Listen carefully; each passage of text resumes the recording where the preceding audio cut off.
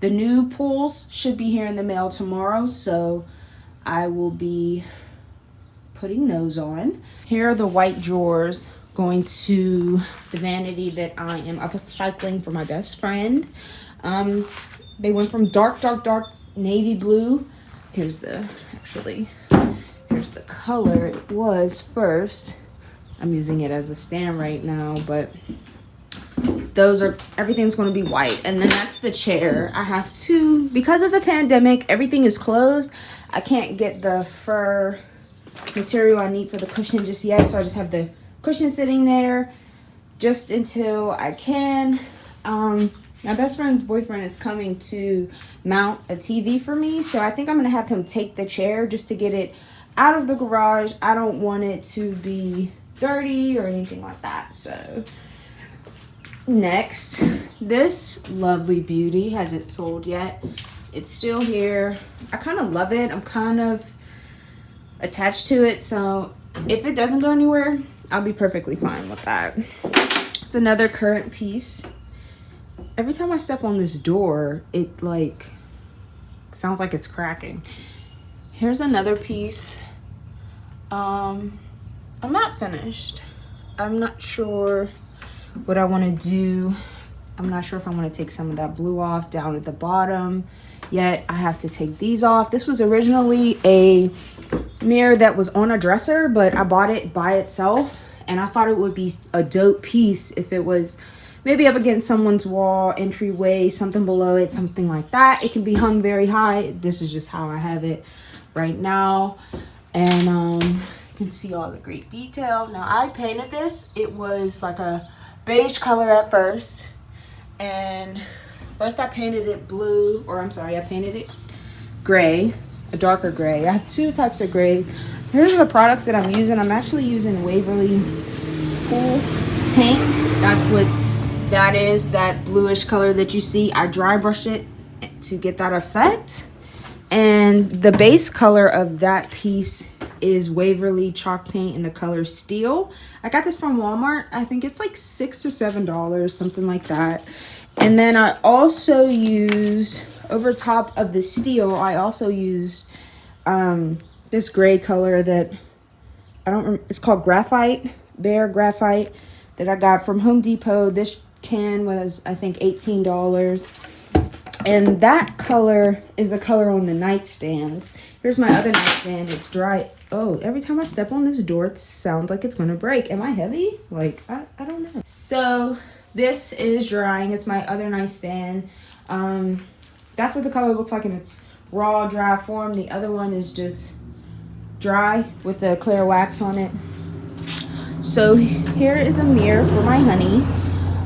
I originally bought this to sell it, and when I came home with it, he was like, it's mine. And I was like, okay, well, you have to pay for it like a customer. So once I'm finished, I'm going to give him his total. I'm going to send him his invoice because I bought this to upcycle and sell. Now it will be in my bedroom. So here it is. This is also the graphite color. I haven't added anything to it. Only time I really use the water is to get into these nooks and crannies. And that's how I get paint into the details that the brushes cannot reach. If you're ever doing something like this and you want to get up into the nooks and crannies, like there's things that I still have to fix, just spray some water. The paint will begin to run and it will seep into the small parts where you can't reach with the brush. So, and the cool thing about chalk paint is it literally just feels like chalk once it dries, and that's the cool thing about it because it gives it that matte, really matte finish. So thanks for tuning in, guys. My studio currently. So for my headboard, my door that's turning into a headboard, I am currently scraping this paint off. I used a paint thinner on the opposite side, but I figured out that this side, the paint is lifting much easier than the other side, so I just flipped it over and decided to start all over and do this side instead. I am currently scraping all of this paint off by hand with my handy dandy scraper. The person I bought this door from, he was renovating a house. He sold it to me for only 25 bucks. Great steal. He was offering the doors that he refinished for a higher price, but I figure if I'm going to do this, I'm really going to do this. I'm going to do it from start to finish. I'm going to clean it. I'm going to scrape the paint off. I'm going to sand it after I'm done doing this, because all of the little things on there. This is where I'm at right now, and I will get back to you guys once I get some more paint off. I don't think I'm gonna film scraping the paint, but I have a face mask on because it's flying everywhere and I don't want it in my eyes and my nose and my mouth. But update on my studio. I haven't set this up yet. Here's my nightstand for my revamp of my bedroom. It turned out perfectly. I'm going to leave it just the way it is. I already put the clear wax on it and it's done, ready to go.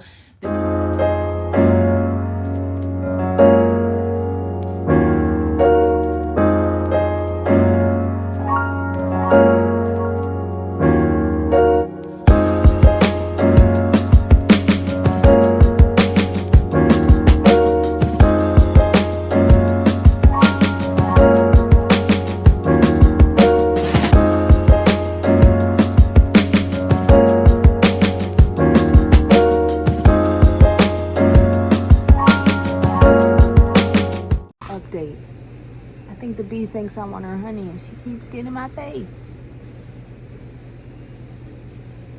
And that bee is like this big.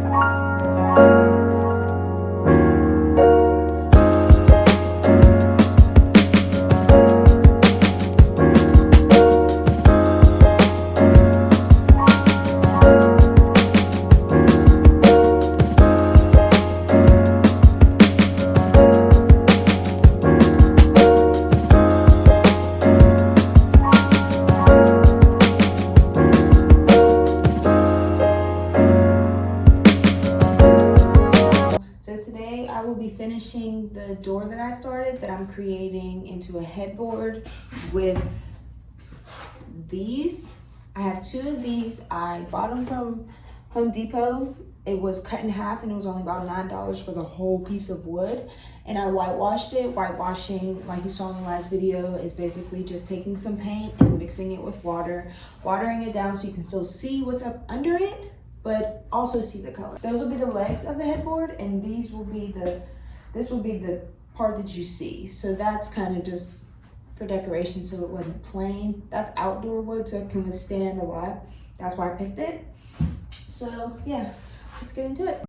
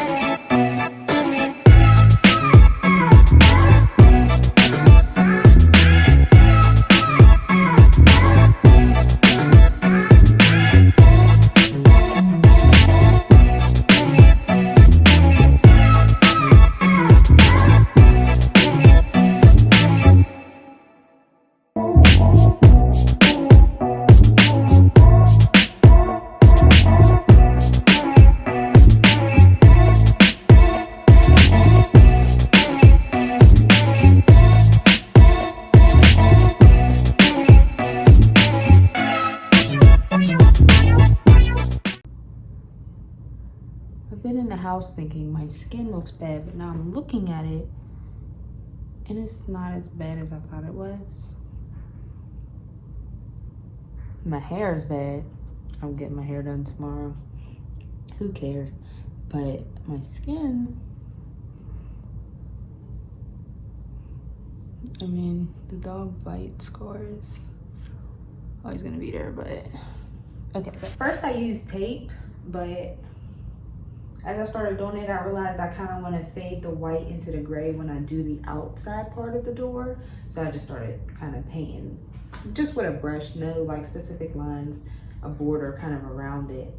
And then when I go to paint it gray, I can paint white again and then put gray on top of white while it's wet, and it'll mix together perfectly. So that's what I'm doing.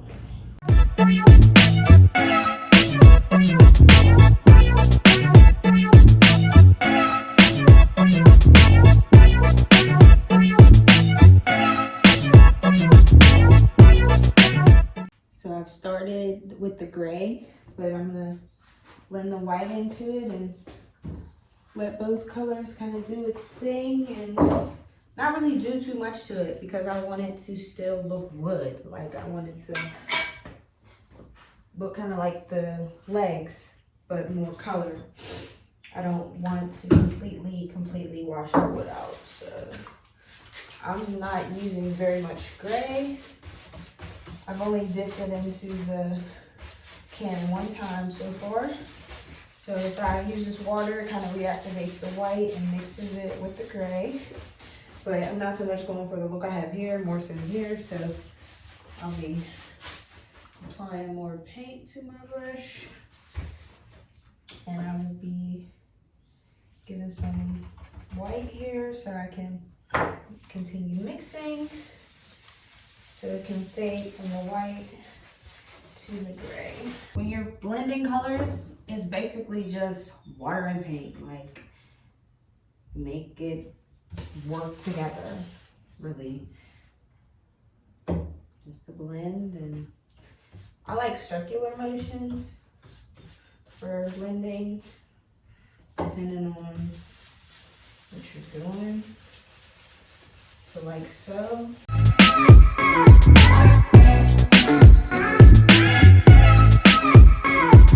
This is really the easy part.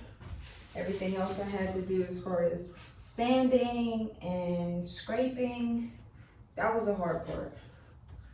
To me, this is the easy, fun part that I look forward to because my art gets to show in this part.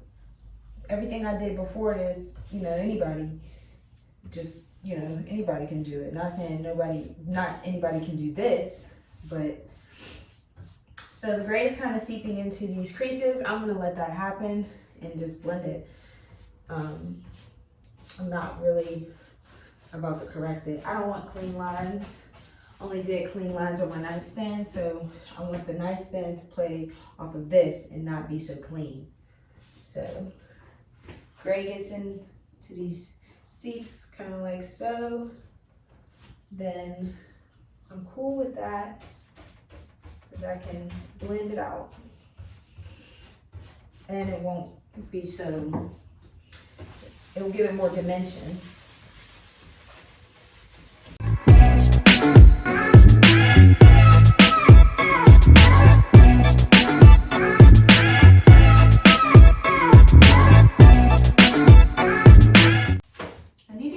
Brush that has like a small handle like this one, because painting with smaller handles is so much easier.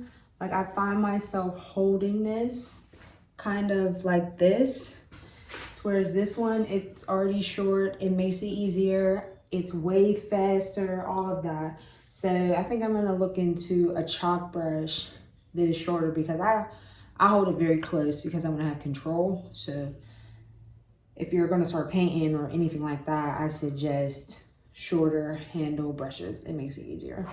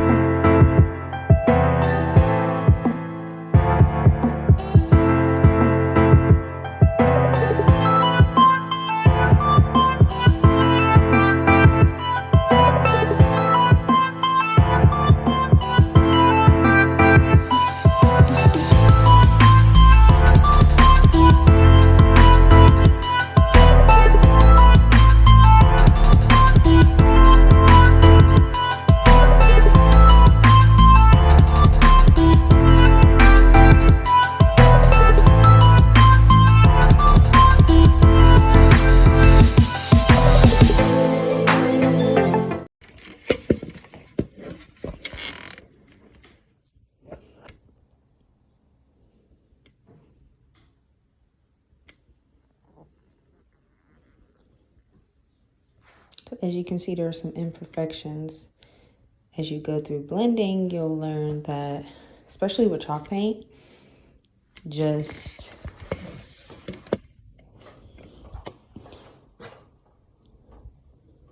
all you really need to do, use water.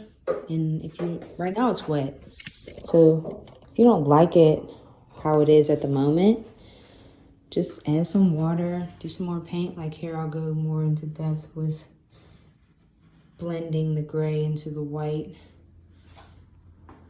Actually, I don't know, I may just paint it white, like this center part here. But when it dries, it'll look different, so we'll see what it looks like when it dries.